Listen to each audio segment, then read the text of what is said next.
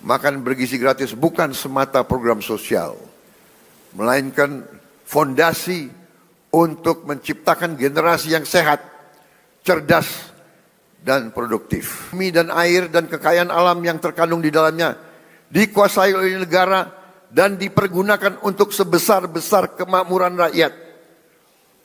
Saudara-saudara, ayat 4. Perekonomian nasional diselenggarakan berdasar atas demokrasi ekonomi dengan prinsip kebersamaan, efisiensi, berkeadilan. Jadi efisiensi ini perintah Undang-Undang Dasar. Tapi ada yang demo lawan efisiensi. Berwawasan lingkungan, kemandirian, serta dengan menjaga keseimbangan kemajuan dan kesatuan ekonomi nasional.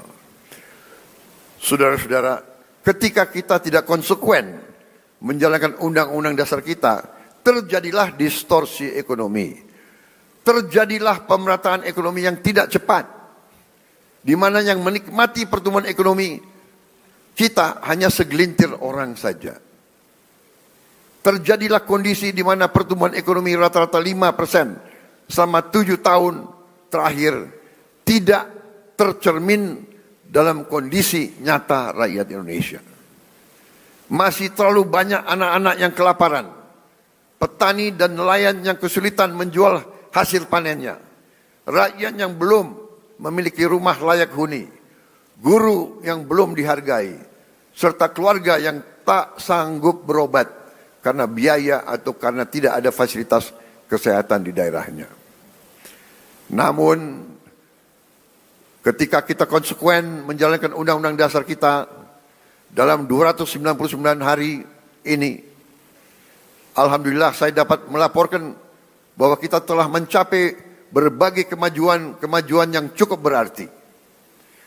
Di tengah konflik politik, konflik ekonomi secara global, perang dagang, perang tarif, ekonomi Indonesia masih berhasil tumbuh di atas 5%. Tumbuh dalam 5,12%.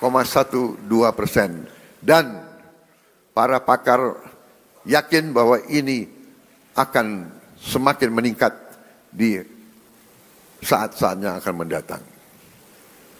Di tengah dunia yang penuh gonjang-ganjing, realisasi investasi kita semester pertama 2025 telah mencapai 942 triliun, naik 13,6% dari tahun lalu.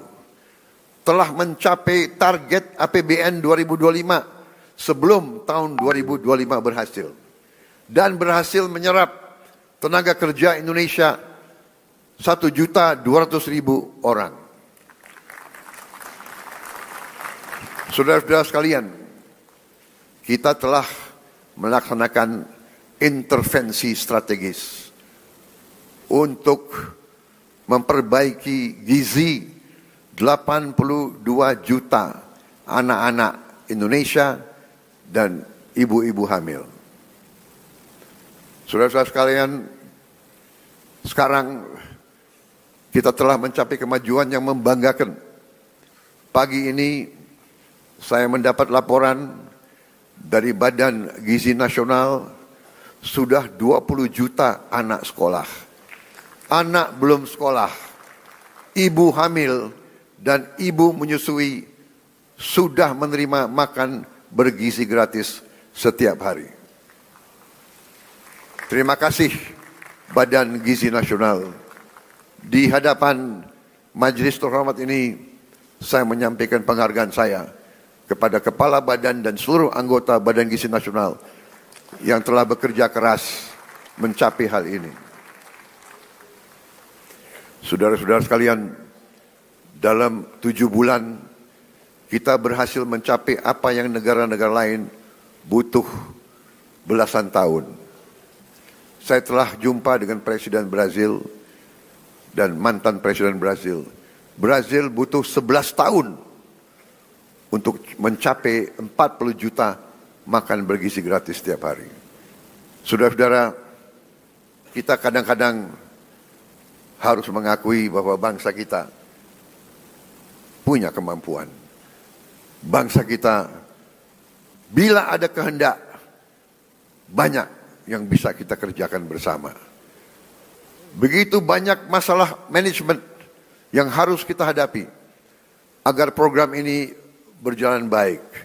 Pembangunan fisik dapur, pengelolaan rantai pasok, pelatihan manajer-manajer dan pelaksana-pelaksana.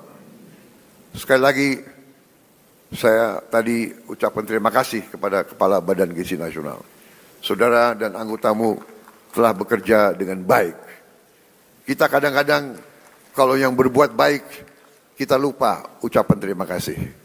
Kalau yang berbuat salah, kita tidak akan lupa-lupa.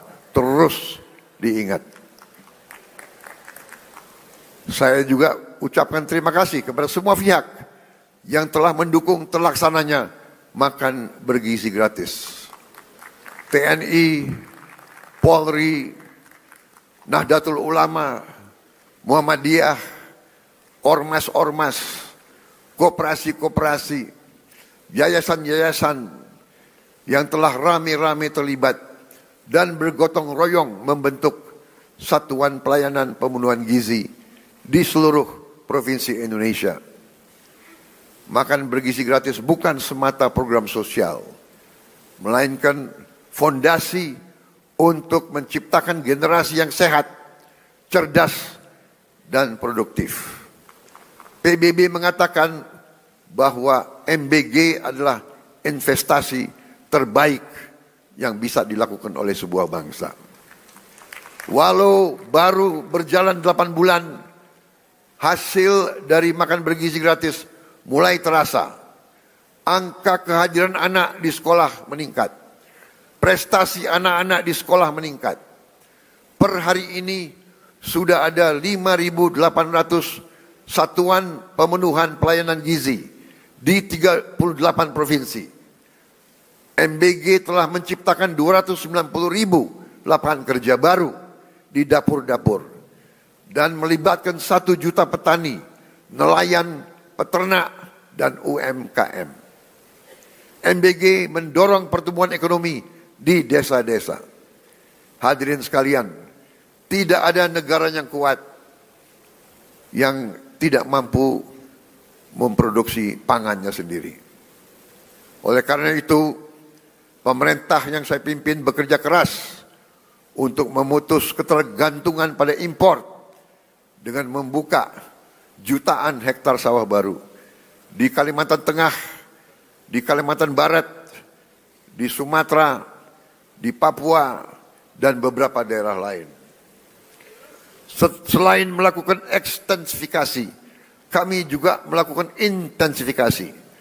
Kami mendorong produksi pangan di desa-desa. Kami memotong birokrasi penyaluran pupuk. Kita salurkan pupuk langsung dari pabrik ke petani-petani.